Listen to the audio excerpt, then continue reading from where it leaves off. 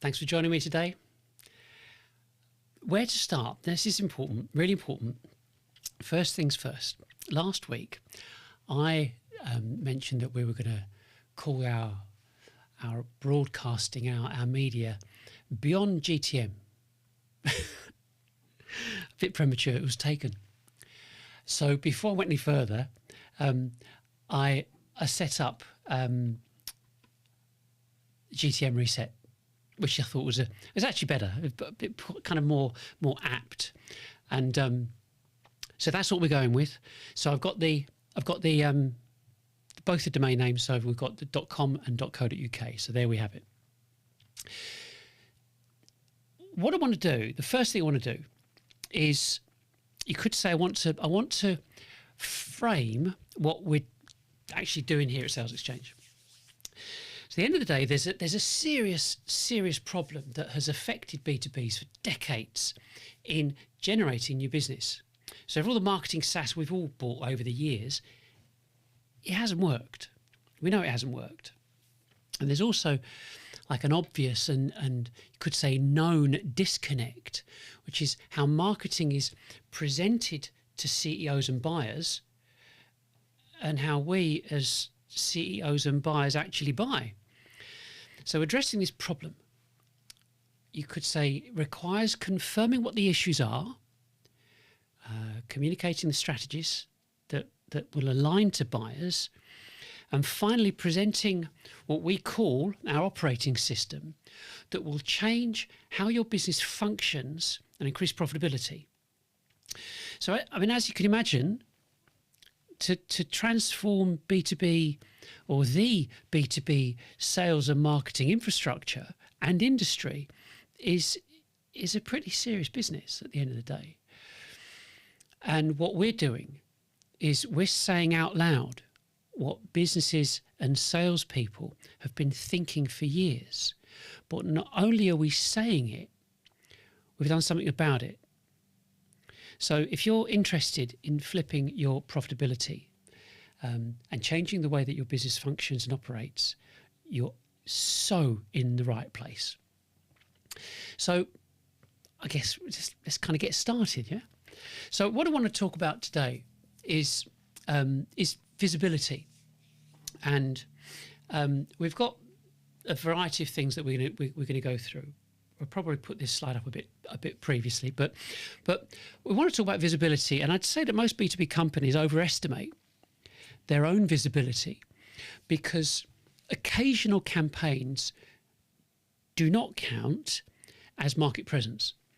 And a lot of B2Bs output sporadic content, so they kind of get paid spikes in activity and naturally have an outbound limit.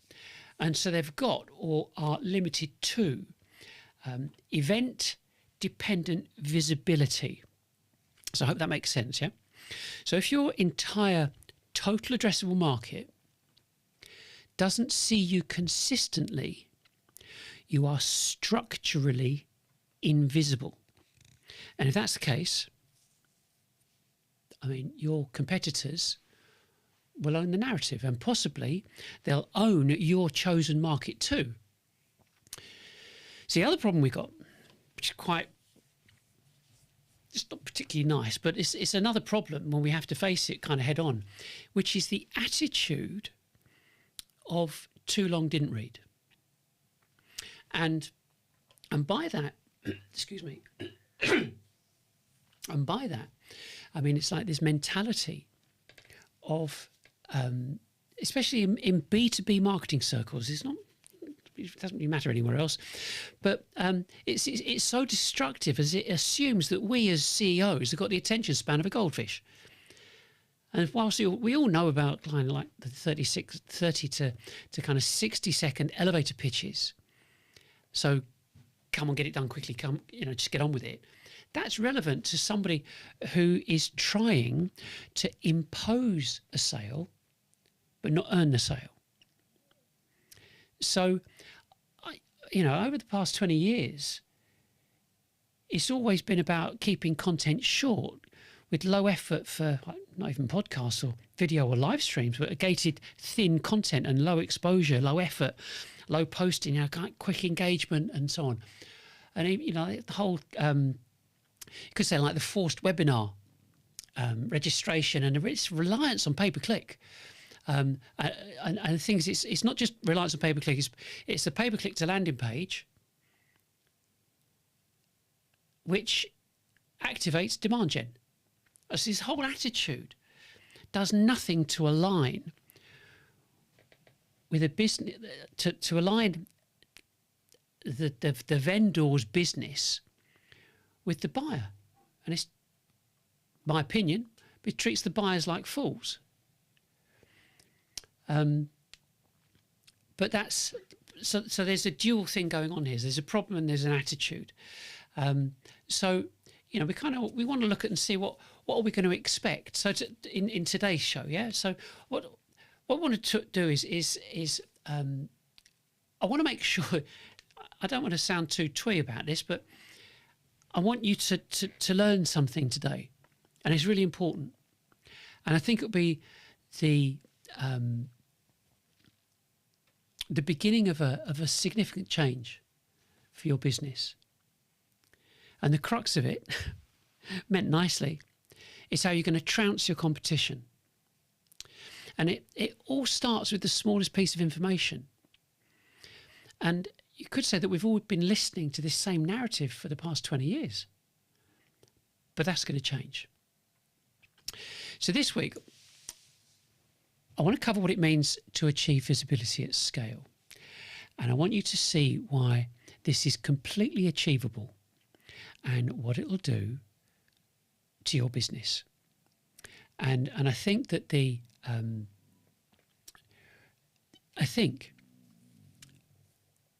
to start this off kind of smoothly, I guess, is I mentioned last week about just kicking off with a bit of news first, and something that's kind of relevant. And there are so many things that do happen in the world of B2B that it's important to include these. Like I said earlier, we've got to talk about what's going on, so we're accurately framing it. We're framing what we're talking about, what I'm talking about, and what SalesXchange is all about.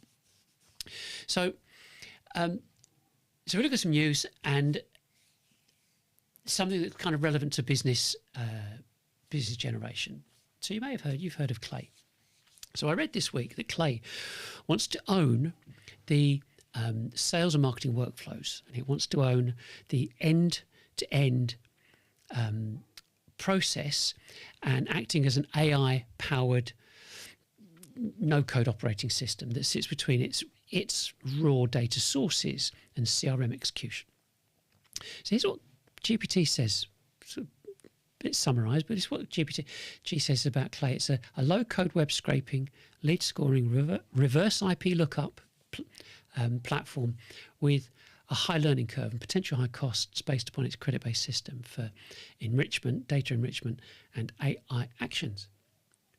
So Clay's attempting to transform into a system of action that makes traditional or manual sales operations obsolete. So you get that, yeah. I see what they want to do, but Clay, along with a lot of other businesses, are adapting AI to replace the grunt work or the manual work businesses believed they need to undertake, and they believe they have to undertake this when it comes to selling.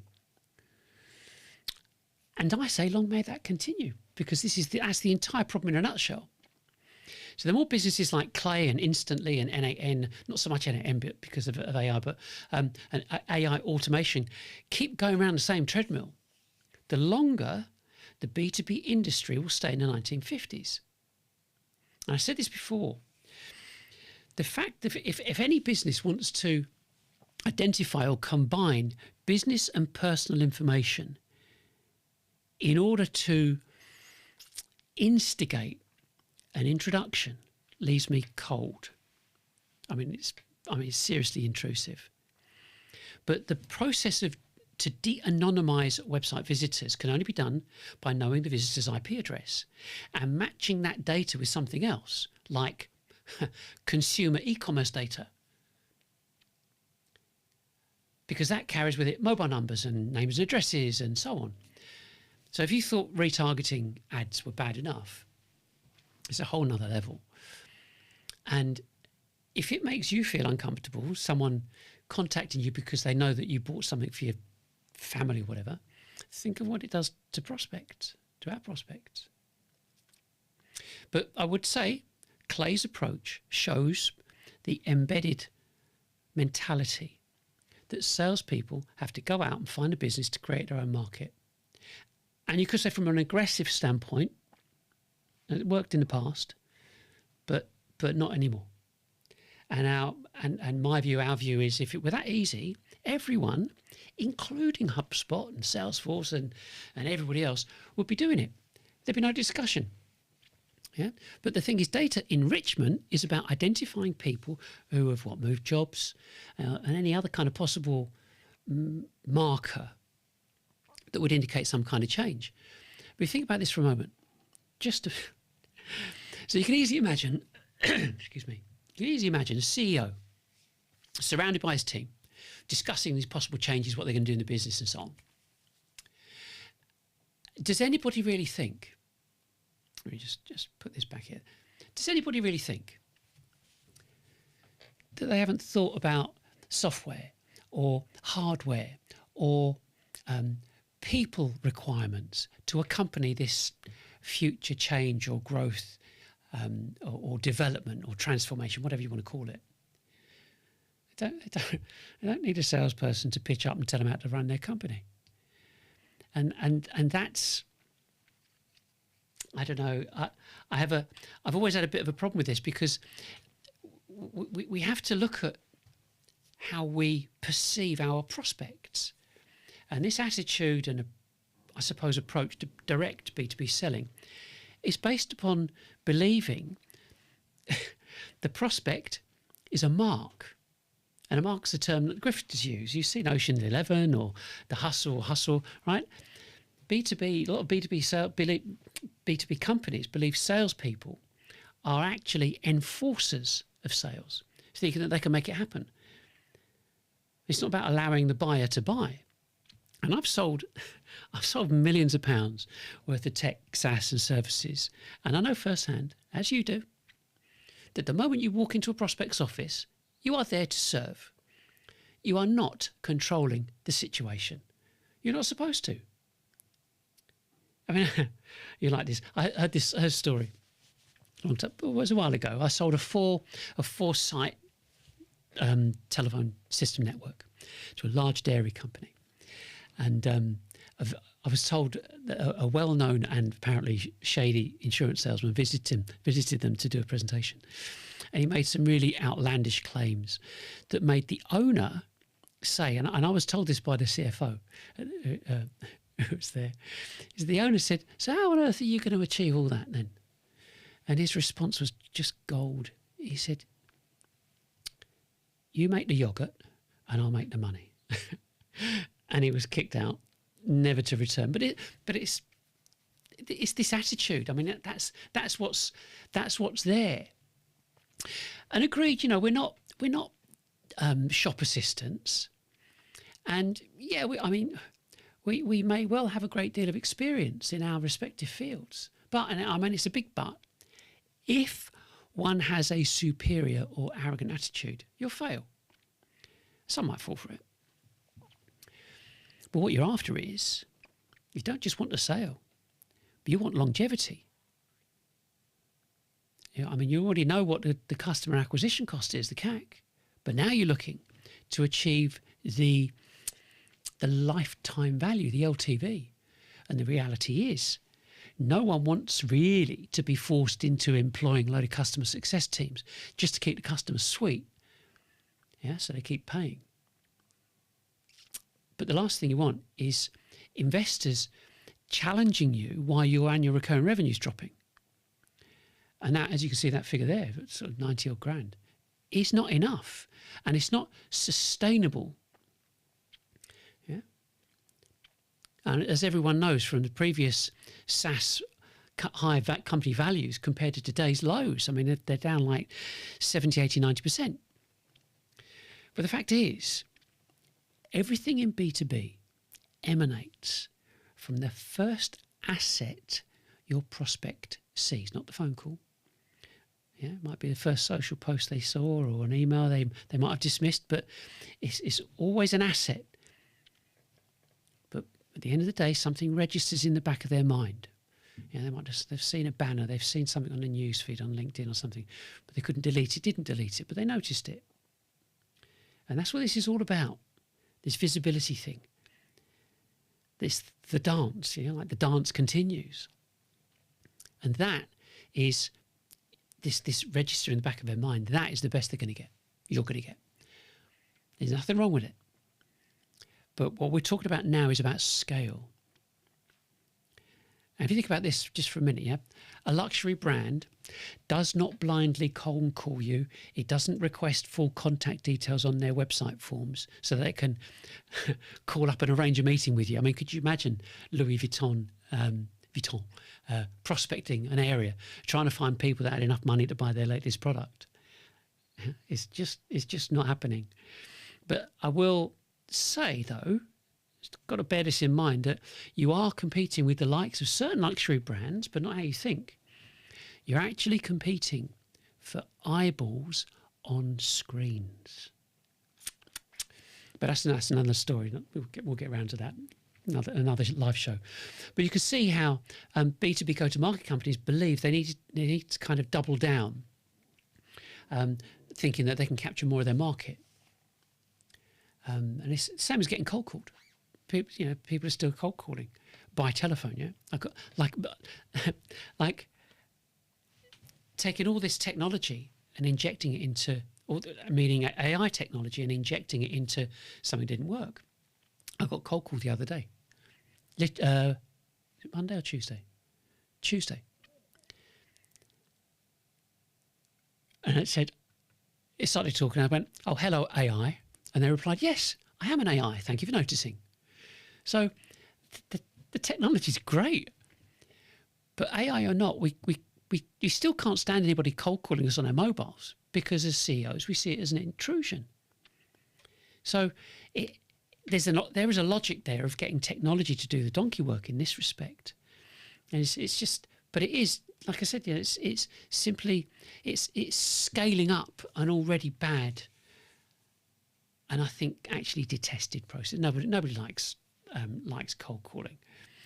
So we want to get onto the kind of the main subject. Yeah, the main subject is visibility at scale. And I'm presenting this in like 3 segments to illustrate how to achieve exposure to a total addressable market. So first we've got a matter of the SEOs and large language models to understand where they fit into all this. So that kind of sets the scene. So the first segment, which is visibility, starts with you've got to create a reason for prospects to even want to notice or associate with you. Yeah. And the second part of that is you have to have the mechanics of reaching your desired total addressable market at scale. In other words, your physical efforts. So you might want to reach them, but you've got to have something that can actually make it happen. And there are some caveats, and we'll come on to that. And then finally, there's this orchestration, you could call it. You've got to call it orchestration, which is required to support all this workflow. And our ability to understand the data we're getting, and for that to help steer our business for future future decisions. So starting with SEO and an observation, there's something fundamental is happening in the way search engines work. And most B2B companies haven't noticed it yet, but for the past 20 years, I need a drink. For the past 20 years, search was essentially a keyword matching exercise.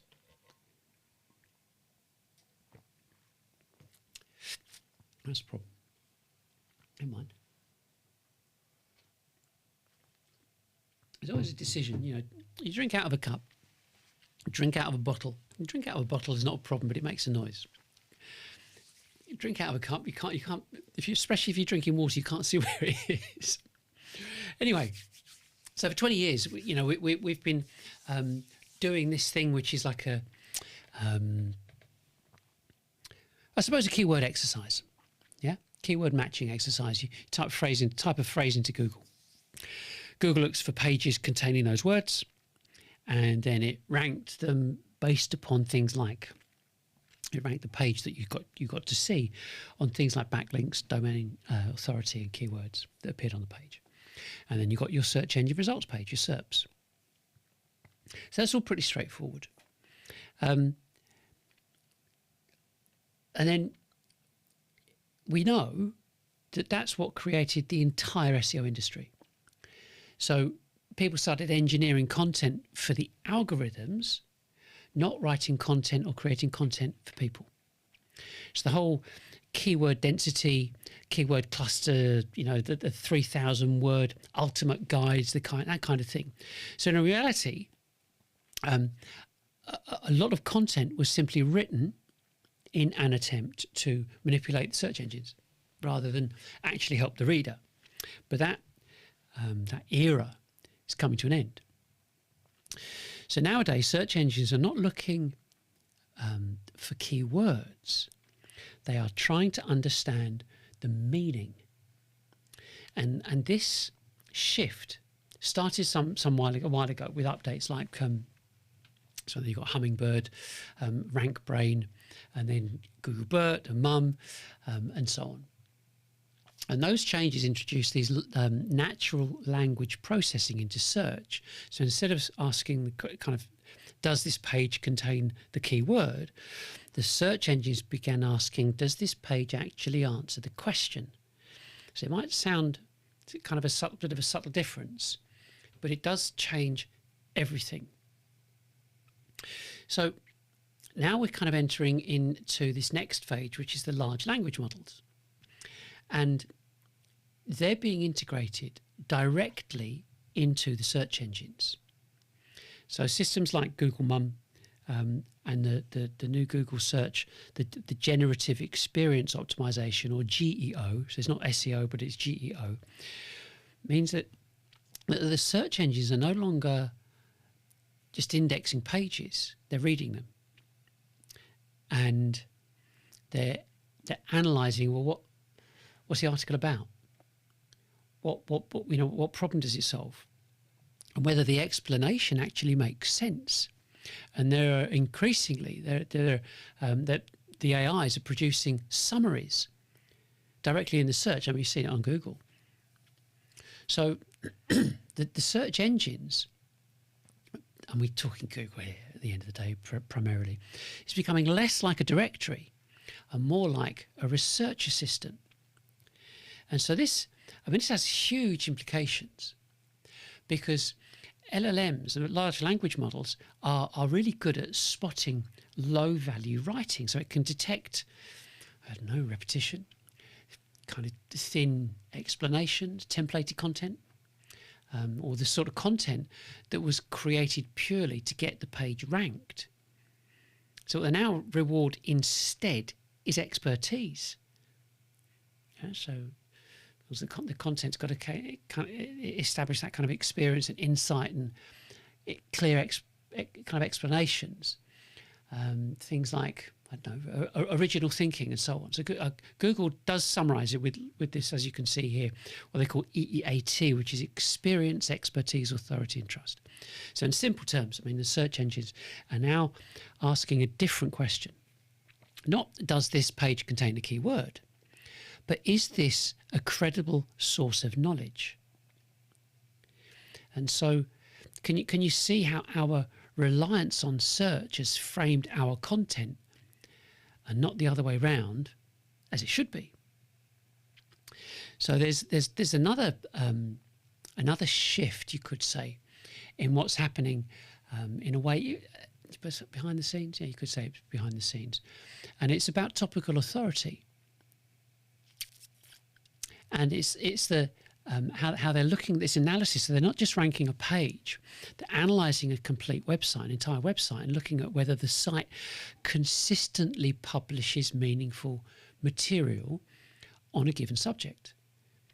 So, in other words, they're asking, is this website genuinely knowledgeable about this topic?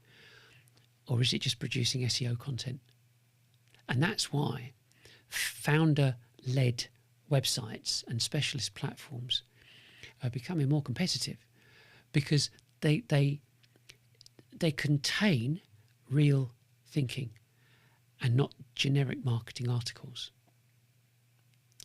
So if we bring it back to B2B, most B2B companies are producing content like the 10 benefits of cloud software, or the ultimate guide to digital transformation, or I don't know, 5 trends in customer experience. But they all of them are like properly optimized for SEO, but are all completely interchangeable. I mean, you could swap the company logos; nobody would know any different. And that's the kind of content. Well, that kind of content is the kind of material that AI systems now treat as low informational value, because it doesn't contain genuine insight. But this is where it becomes you could say quite interesting, because the alternative is what we're actually talking about. So instead of writing content to manipulate the algorithms, the search algorithms, you create and you publish content to educate your total addressable market.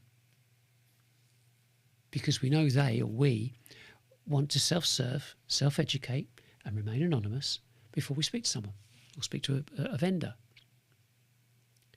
So what you do is you explain the problems. You explain and you analyse the industry failures. You challenge accepted assumptions.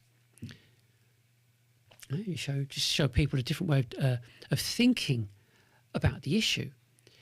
In other words, you build your knowledge authority. And when AI systems read that material, they recognise it as high value content. And so, the point is that we're talking about long form content, and you got to look at this. How long does it take people to read and engage with it? But you've got things like this, like we're doing now, live shows, podcasts, detailed analysis, and so on. Because all things like that, they contain context, they contain reasoning, and they contain the kind of thinking that can't be produced by keyword engineering or anything like that.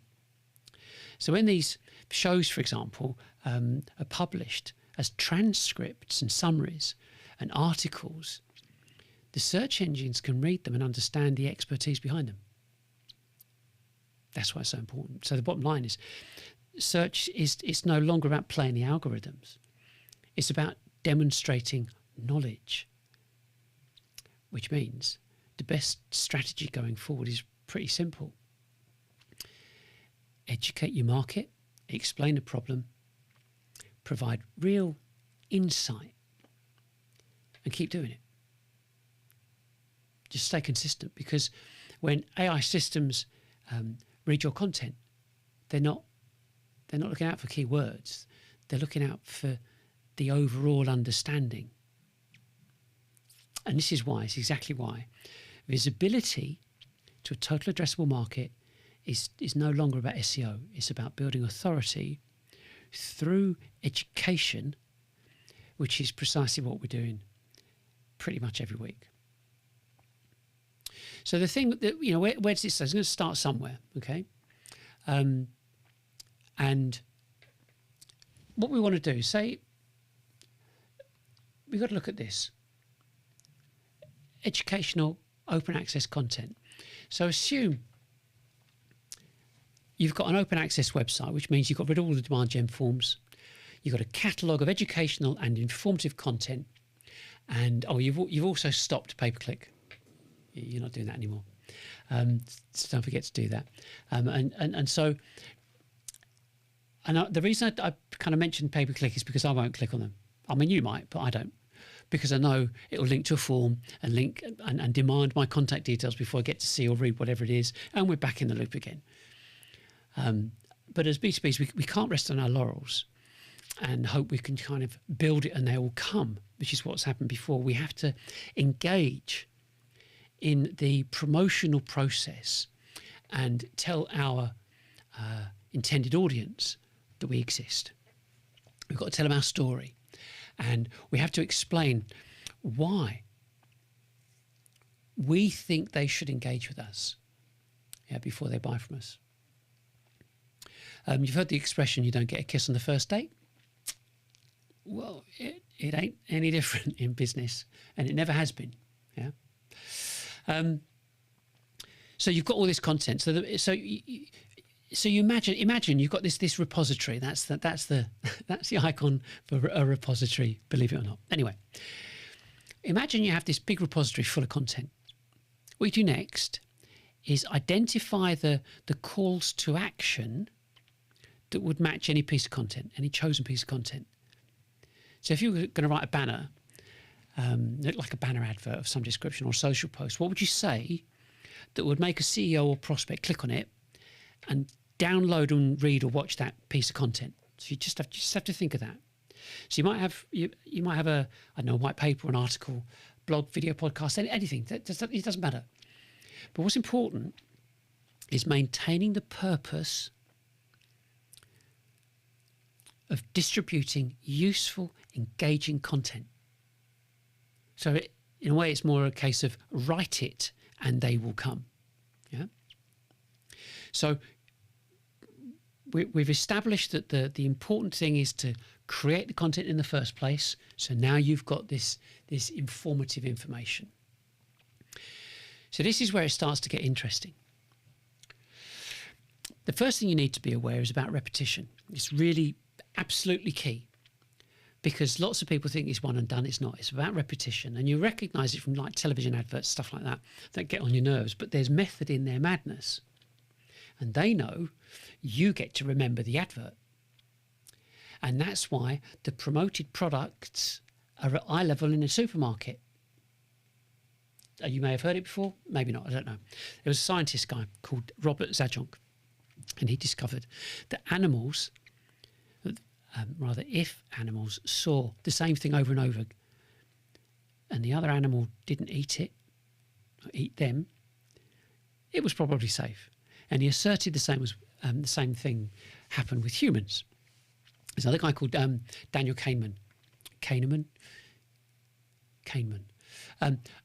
who also discovered, or through research, that if we were exposed to the same thing over and over, and we became really familiar with it, we also begin to believe it's safe and won't do any harm.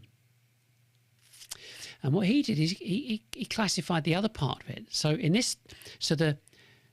if you had a quick thinking process and thought something was safe, he called that system 1, or thinking fast.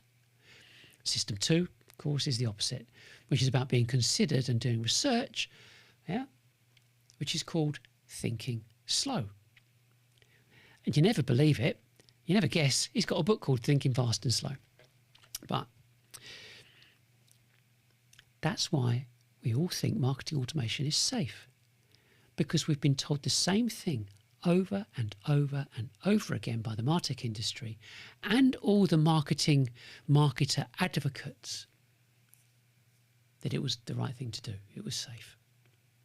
And even though it doesn't work, we all keep paying and hoping for the best, because there's nothing else. Until now, of course, but there's nothing else. But as employers, we also expected our staff to think slow and do some research. If they did, we wouldn't all be using marketing automation platforms, for B2B, that is. Well, that's another conversation.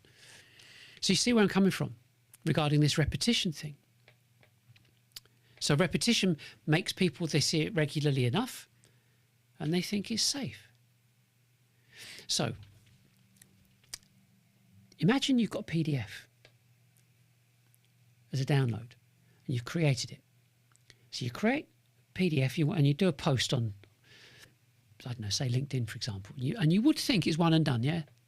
You can't post another. Also, you can't post it you can't do another post on the same day, because LinkedIn will see that as spam. So to comply with LinkedIn, you leave it for a while. So let's say, to be on the safe side, you leave it for 30 days. So what do you do now in the meantime? Well, longhand, what you would really do is create another, not another PDF, but another post. And so you repeat the process manually, right? So you get the pictures, multiple posts, but still just promoting one PDF. But in reality, few businesses do anything like that, because they think it's too labour intensive. Well, it is labour intensive. I know, I've done it. But most importantly, most GTM teams are not even aware that the whole repetition thing is a thing in B2B. So consumers have got it licked, but we haven't. So what I'm about to explain is going to change everything that you've been doing in B2B.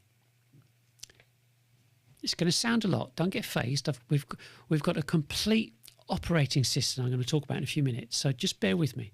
So I'm just going to talk through this, what has to be done. So I said right at the beginning that we have to talk about what the problems are, then talk about what's required to change that problem, to rectify it, and then the solution to execute it. Okay. So the first thing we're going to do is we're going to look at this repetition and the ability of sending information out. So this is what it looks like, okay? So multiple different posts, each with their own call to action. So what happens here is you create daily posts per call to action asset.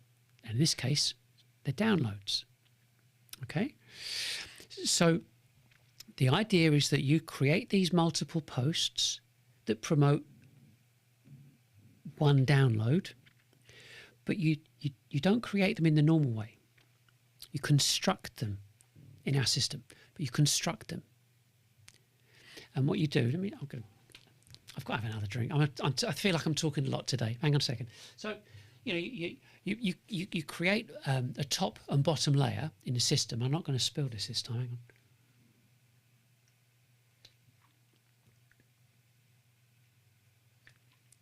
I think that's the thing with podcasts when you've got more than one person. So when the other person's talking, the other person that's listening can have a drink. So you don't create your posts in the normal way, and we've all done it before. You've got to go and find the image, do the image, put it on there, make sure it's unique, and do the text at the top and so on. But this is where it's clever. So you create the top and the bottom layer. The bottom layer is a solid image, and the top layer, which is a banner, which you may have seen, which is promotes our live shows, and the top layer is part transparent. Okay, and the system generates the middle title text layer. And the system does some other stuff. It does the post text and all the coding and call to action data, and uploads that into the scheduler. Now we also have, like I said before, we've got two call to actions here. So because of the nature of social posts, the main call to action is to download a PDF, and then you've got the live show banner at the bottom. But doing this, the best bit about it, to get 30 of these done, and there's a reason it's better that they're done this way anyway. They're all individual because we're creating different text layers. Bit of technical, I should put a technical hat on and but what happens is it's called a checksum, and the checksum confirms whether it's the same image. That's how LinkedIn sees if you're spamming. But because all the text layers are different, it means the value of the image is different every time. So you're not spamming.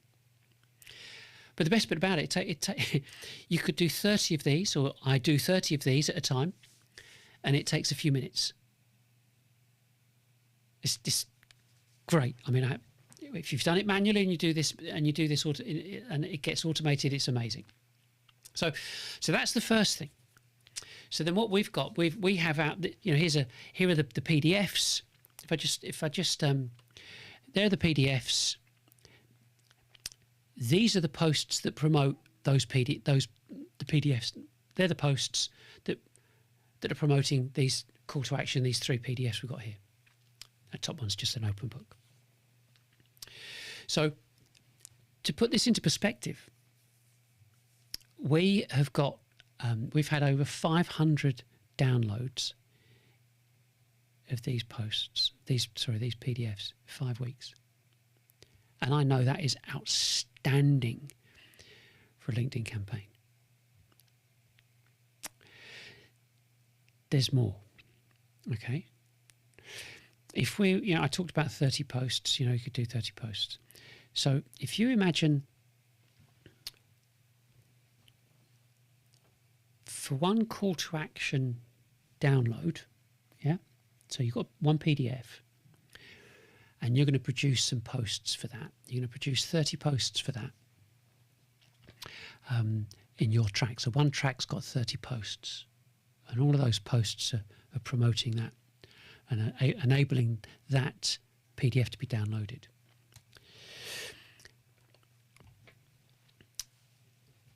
You've then got multiple social media platforms. So 1 times 30 days times multiplied to the social media platforms. So you've got to, don't worry about doing the maths in your head. I'm going to get to the figure at the end in a second. So 1 times 30 times 5 social platforms. Okay. That's multiplied again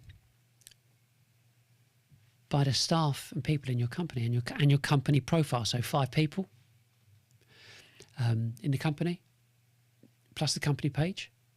Okay. That adds up to 900 impressions in 1 month from just 30 posts promoting one call to action PDF. Now, LinkedIn allows you to post 20 times a day. So combined, it would achieve 18,000 impressions. That's 5 members of staff plus a company page. And if you had 16 in total, scary.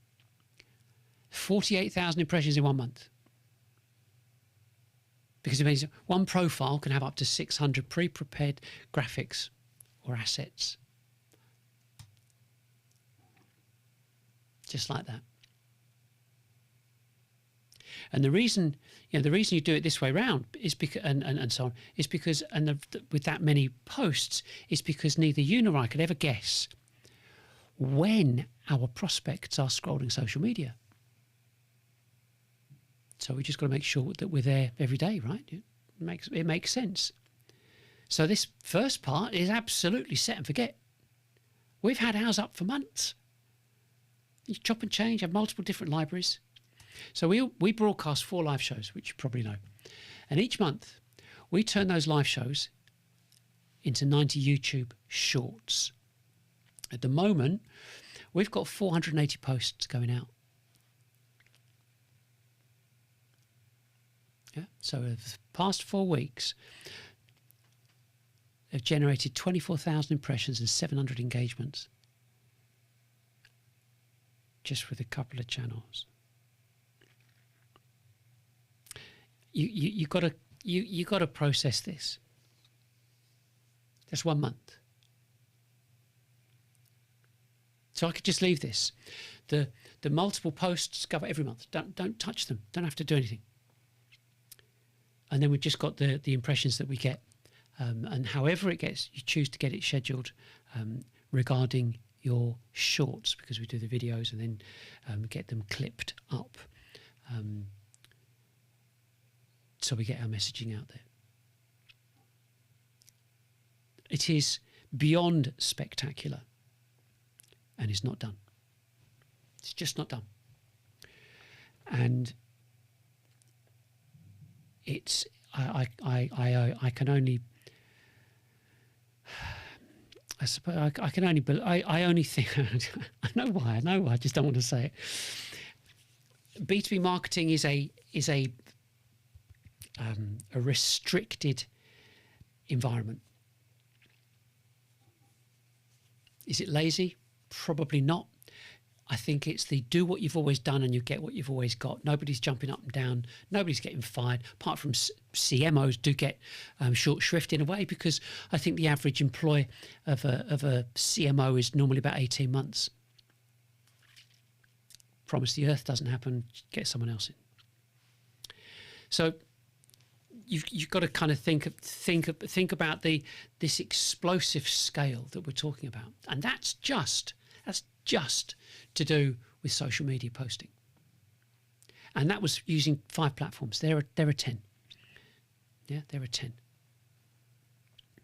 So the next thing we've got to look at email, because that's the second part of the whole.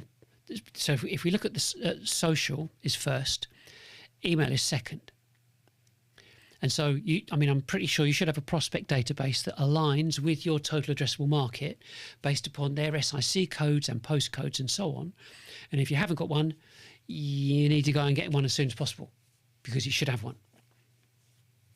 And it should be part and parcel of your CRM. But emails are sent out once a week to update your market about products, downloads, and the live shows. Then we've got the banners. So in conjunction with the emails, the third part is what we call SX banner. But the banners are displayed to the matched audience of your email database, the one like I just mentioned. So your total addressable market sees the emails once a week, sees the banners on their news feeds, and all these 3 things enable you to absolutely explode your visibility. It's like, but the imagery starts pattern recognition and not pattern fatigue, because the emails and banner images always have different pictures on them. But it doesn't stop there. The numbers are pretty staggering.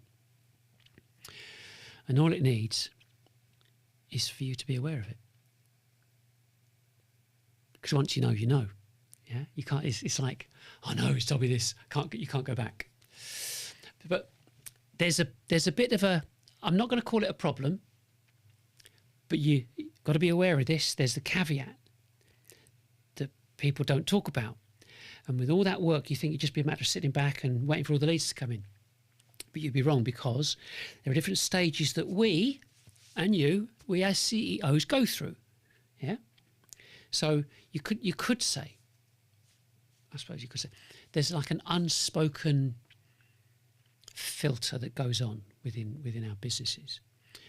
And so the first thing is discovery. Us buyers, us CEOs, or your prospects start to see something different. So we just observe. Yeah, we might open a PDF. We might have a look if we don't have to give our details. We might scan some sections, read an exec summary. Might even visit your website. And then there's month 2. You've got the intellectual curiosity starts to build. We start thinking, it's quite good. I'll watch it again, read it some more or whatever. Might even watch a live stream. Oops, wrong one. Might even watch a live stream. Revisit the website, check out their profile, their LinkedIn profile. We start doing some internal comparisons. Because some CEOs begin comparing with what you're saying with their own, what's going on in their own organisation. They're asking themselves questions like, well, why is this happening? Or why is that happening? So then you've got month 4. It could be month 10. So you've got this like silent shortlisting. So it's not about you, but it's about the direction of thinking they now agree with. And then they're looking to find out now internally who's got the same mindset as they've got. But they still won't contact you. We still won't contact you. Not yet. And then there's stage 5, which is like the integral trigger. Something happens I mean, it could be to do with people. Something happened to the business, something financial happens, who knows? But something happens, and that forces a business to do something. And this is where sales gets kind of the sales stages gets triggered. You've seen this before. This is the chevrons across the top. The typical sales stages. But this change could be simply something to do with their mission and strategy, which is on the left, the triangle on the left, pyramid on the left. Or it could be that point where that dotted line is across the middle, which is where education and learning transitions into buying. And that is this bit here. Let's just get the old laser pointer out. This bit here, that's where it all kicks off. That's what does everything. Because around here this is your sales, this is your BDRs. Your BDRs are trying to find someone here at this point. Are you looking to buy X, Y, Z? And they won't talk to you because they've been learning from someone else. And that's the reason why telesales, cold calling, BDRs and so on, has got a 300 or 400 to 1 success rate. Because they're trying to find, I think that, they are the odds, it's 400 to 1, to find someone that's in the market at the time along that line. And the rest of that diagram shows the typical sales stages that salespeople use, especially in ABM. And like I mentioned there, silent engagement. We are doing stuff that because we want to self-serve, self-educate, and remain anonymous. But the other part is 86% of the journey, the buying journey, is done without communicating with a salesperson. We all know that. So if 86% is on one side, if you look at the bottom of this graph, we've got right the way across here. If you think your sales stages is 9 months, it means that the silent process is up to 5 years. But then up to 5 years, that fits in with strategy. Fancy that. So what we're doing is we're fitting everything almost kind of neatly into these different boxes and joining these strands and bringing them all together. And that's where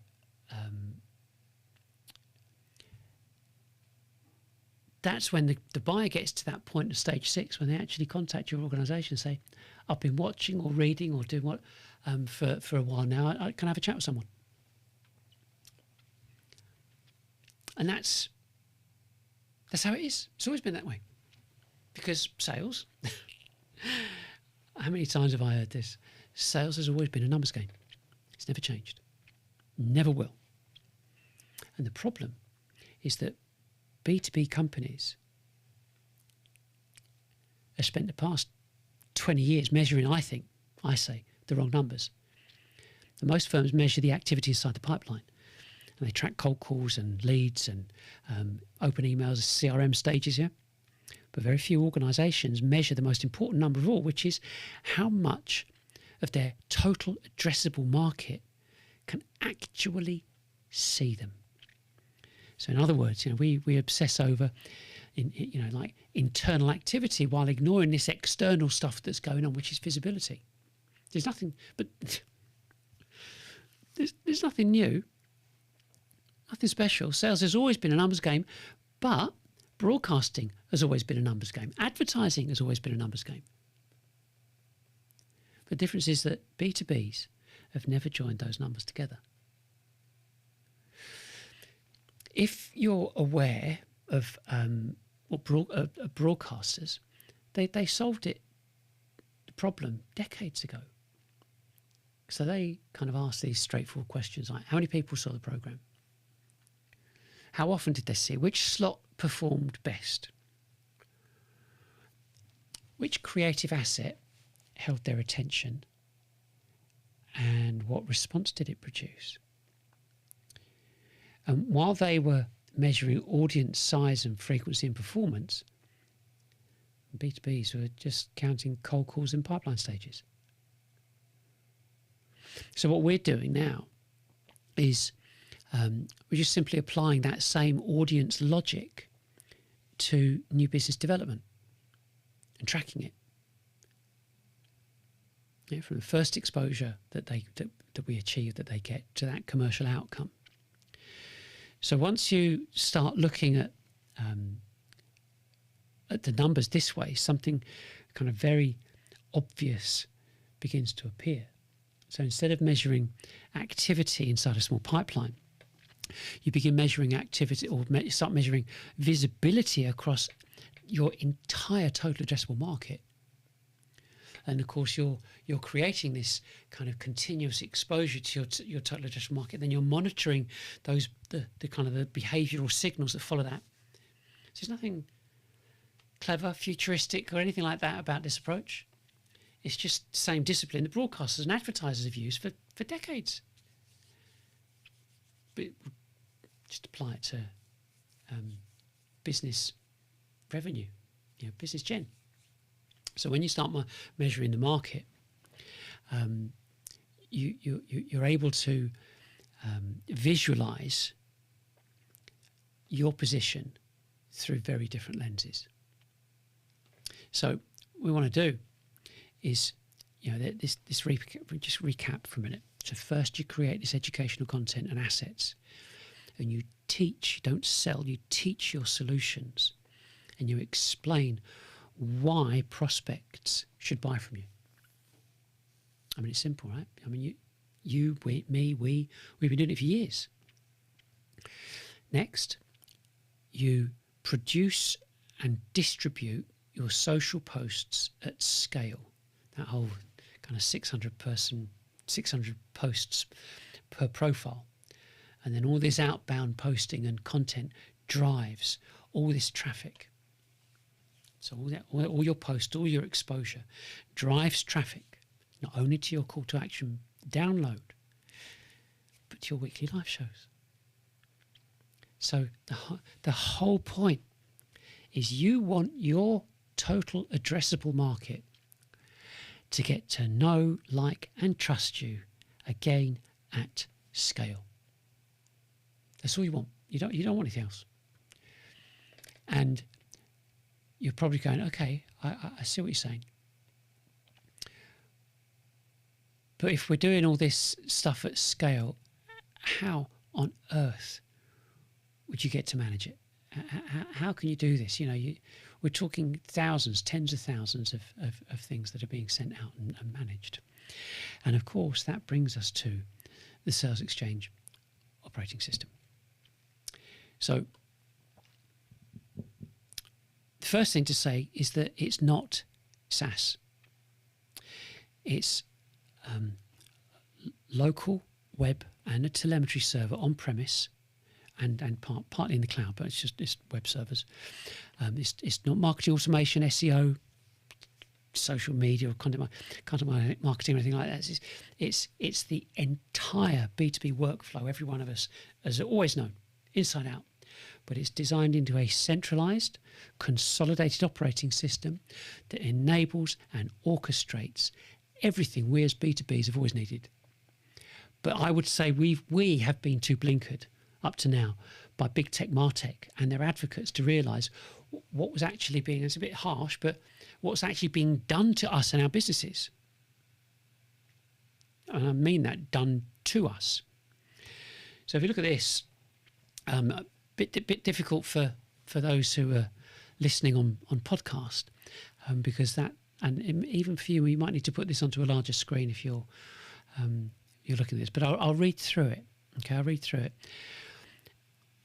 We have 4 main engines and 2 specific layers, and I'll go through them.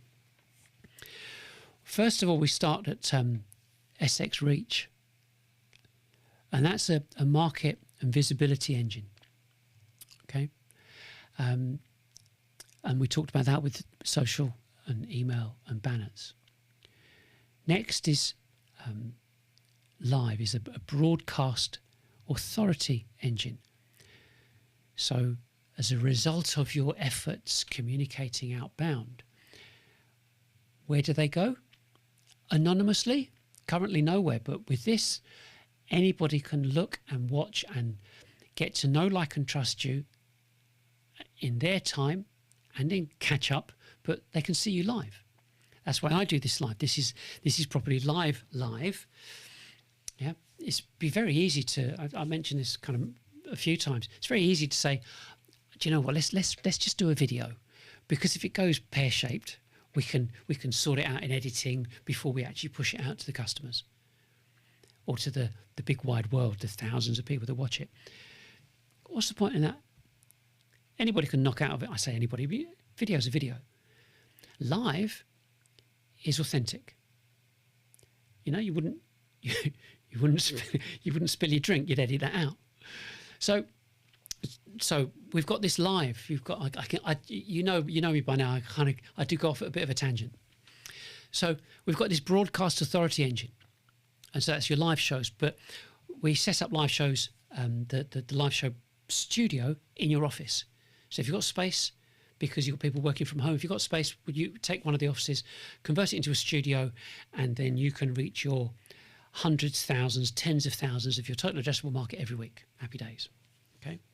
But we also, and I'll come on to that, that we set up the remote studios for your salespeople, and that relates specifically to SX Connect. Now, SX Connect is I have to get this right, is the buyer orchestration engine. Okay. It's one of those things that that we as salespeople, business people, CEOs, and so on have always wanted, which is a mechanism that can reach out and communicate to our enormous market, show them, present to them who we are, what we do, and so on, without anybody's involvement, to make ourselves attractive enough that they will come and watch us and get to know us, and like us, and trust us. And when that trigger happens that I talked about before, they go, I'm going to speak to you. I want to get in touch with you. And you give them this mechanism that enables them to do that. I'll show you exactly in a minute. But that's what we've always wanted. And to have the ability to literally sit back and you go, oh, look, more appointments, is having been in sales for 40 years, I know, oh, look, an appointment, another one. Oh, there's another one. How interesting. Look forward to speaking to them. It's special. I think that's all I can say. I'm going to come back onto that. But for the rest of this, the rest of the engine, so we've got Connect, which is the buyer orchestration. Then we've got Ops, which is the revenue telemetry. So every single thing you're doing, absolutely everywhere, no matter where it is corralled, is consolidated into the Ops. I'm going to mention it again in a second. We've got Hub and the Course. Course makes sense, and the Hub is an operational intelligence layer that's integrated with LLMs. So to show you how easy this is, the first phase of getting your data out to people, because we're talking about orchestration and kind of how do we manage this. You have your track input information, 3 text files generated by LLMs.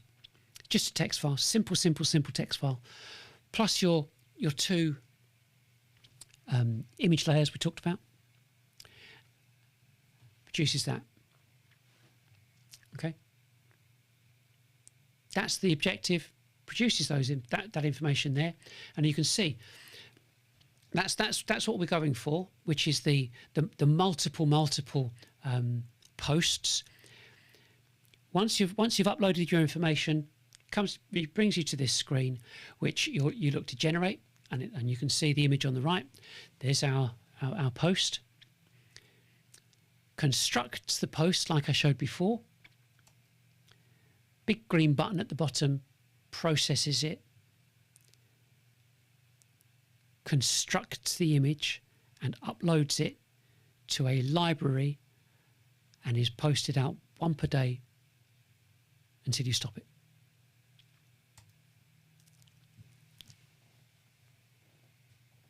Could be simpler. You can produce 20 of them. That'll take you a couple of days. And your exposure just goes through the roof. So, the whole thing about this is that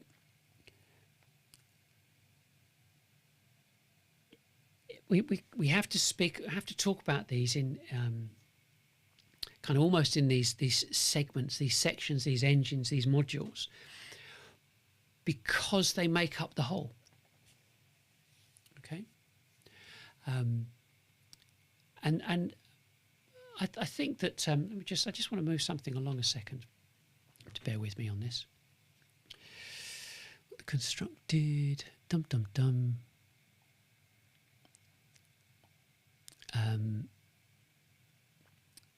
okay, so this is one of the problems. So you can have all this technology, and you can say, right, well, you can talk about it, and you want it to be natural. You're looking at the screen, and you got there's lots of things going on. You go, I've missed my place. Where was I? Because there's lots of things. This right now, what I'm saying right now, not scripted. Of course, they're not scripted. There are other things, because you need to keep. You need to be kept on track to it as best as possible.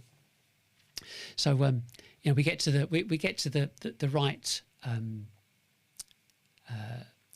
point, and the prompter thing. The prompter kind of just keeps me on track of what's coming up next.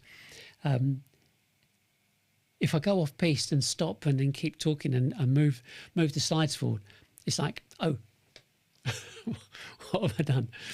But the point is now is that we've got this situation, which is the let me stop. I'll get back on track now. I just showed you the information for social. So we've got this information going. We've got the constructed images.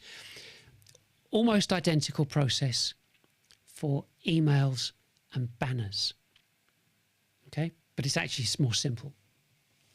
So they're slightly more ad hoc if you want them to be, as opposed to it just working on autopilot, because with social you're sending them out every single day and so on. So the next stage is live, and what we've got with live is what we're doing now. And like I said, in your case, we would set up a studio in your offices as long as you've got space. And if not, we'd organise a studio, one of our studios, or one that might be local to you. But I mean, that's the easy part.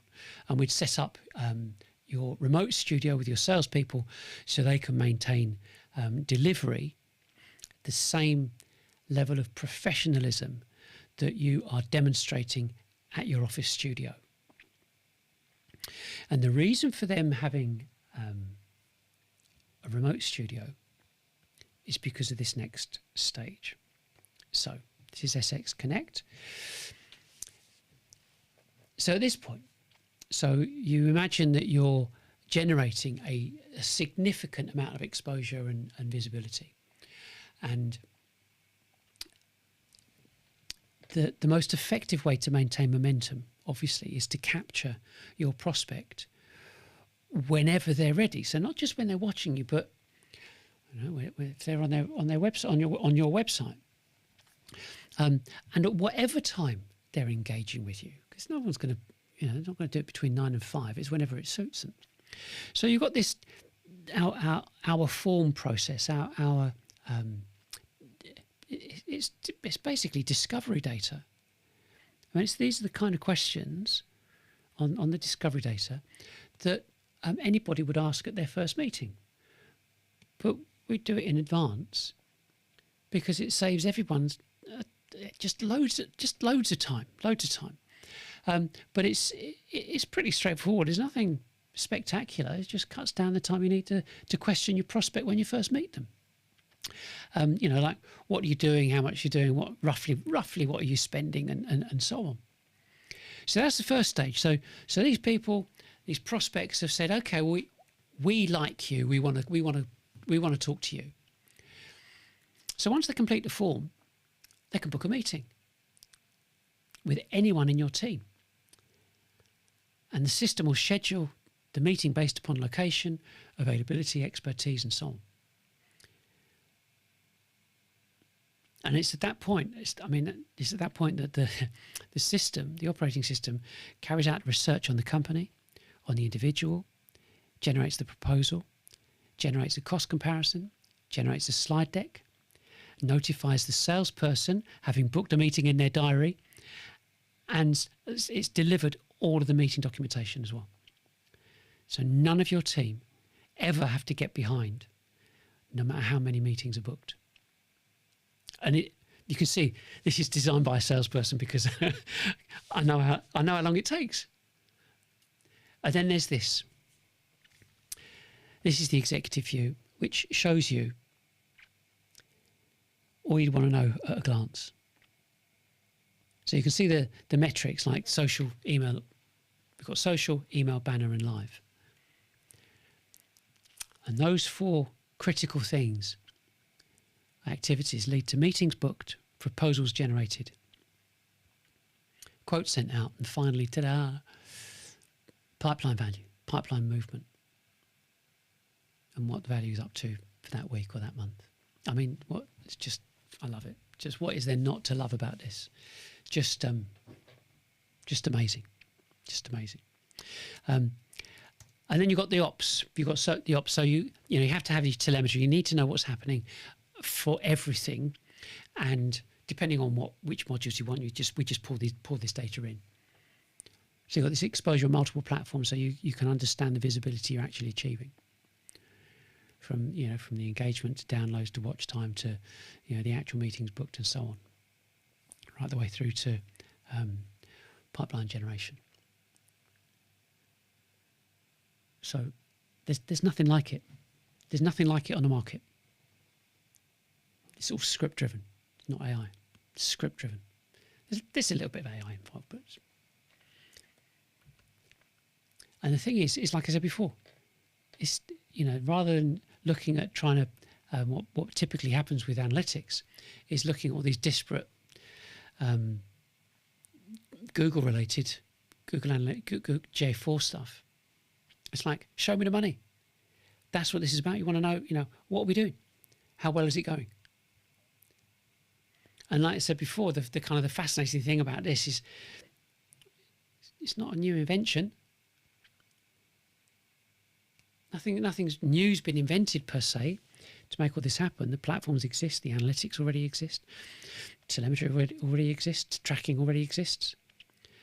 The only thing that's changed is the decision to look at B2B sales through the lenses of market visibility rather than the lenses of campaign activity. And I think that you look at you look at this structure here. Instead of asking how many leads did we generate this month, you say, well, how much of our market is seeing us? We ask how often are they seeing us.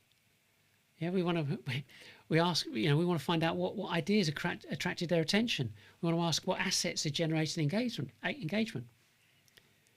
And we can simply ask just what exposure is turning meetings into revenue. And once you start thinking about B2B, the way the entire, I would say the entire commercial picture becomes much clearer. Like I said before, sales has always been a numbers game.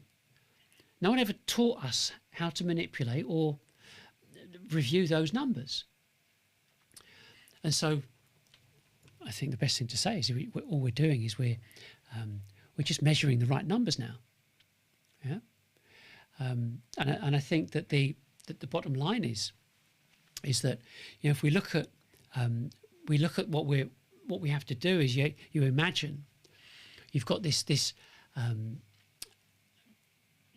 enormous content repository, and then you've got this exposure multiplication, which is processed or passed or has to be filtered through that buyer's stage, which ends up in your telemetry, your measurement telemetry systems in SX Ops. Yeah. So the point is that if you the impact this has is basically high volume exposure. Yeah, it's just it's massively high volume exposure to your total addressable market. You've got lower costs, increased profitability, higher annual recurring revenue, and a platform that, let's face it, I mean you've seen it, and a platform that is significantly easier to manage, and it also keep your CFO happy because of budget accuracy and accountability.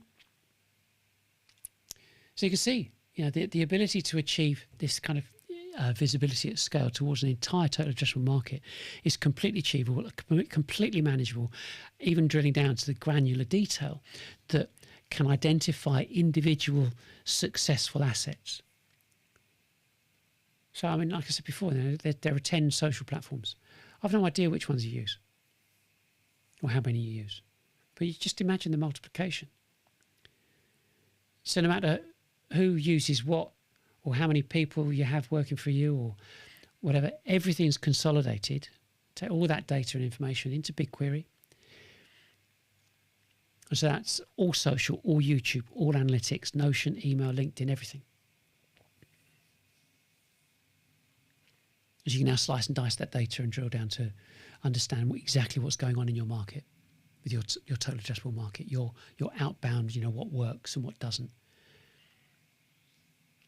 And this whole kind of consolidated effort puts you in control. Like just never before. And so the most important takeaway, you could say, is about reframing B2B new business development into this replicable, orchestrated process that is virtually set and forget. I mean, it's just, it's the best. And lastly, but not least, is this SX course, which is your gateway to executing this entire system because of retraining your go-to-market teams. And the course is available online, self-paced. Any number of people can do the course at the same time. So you can retrain your entire team all at the same time. Doesn't matter where they are, anywhere in the world. Which means you can exploit the benefits of the operating system far quicker than simply putting in a new system and trying to force people to use it. So you get them change the mindset first. So the key is that the go-to-market teams, you've got to change their thinking and change their understanding so they understand why it's not working. And it's just logic. And that's doesn't matter what transformation, a lot of transformation projects fail because of lack of buy-in. We've got this with self-paced. So it's certified, so CPD certified and so on. It's essential. But before, this is all part and parcel of a process that says this is what you can do. This is how it can work. So I hope all that makes sense. And I also hope that this is captured, you could say captured your imagination, because that's what you have to be able to visualize what could be. It's a bit of a sales ploy, isn't it? You know, just imagine this. But it's about imagine what could happen if your entire what you've been used to for your entire go-to-market infrastructure and marketing and SaaS and so on can completely change and deliver exactly what is required, which is massive exposure at scale for your prospects to get to know, like, and trust you at scale, to book meetings at scale, to execute those meetings at scale. And then my job's done here because the rest of it is down to how you implement it and do installation, everything else. But you just have, but that's all there is. There is no close. There is no, and we've got a special offer on this week. No, you have to process it. Just think about this. Everything's on our website. There's different, if you're listening to this on a podcast, great. There's previous podcasts. And this is an evolving category. B2B operating systems. Just search for it. Happen to be at the top. Why? And like I said before, when Google recognize a category and recognize that information and that expertise, they'll write AI-related introductions about it, and that's what we've got. So I hope you got something out of this today. Large website, lots of information, lots of content on there, all completely open access. The only form we got is if you want to have a meeting with us, and you can fill one of those out.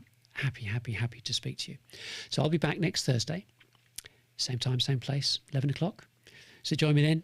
Thanks for watching. Bye for now. If this changed how you think about GTM, you're just getting started. Explore the full Revenue Reset series and join us live next week.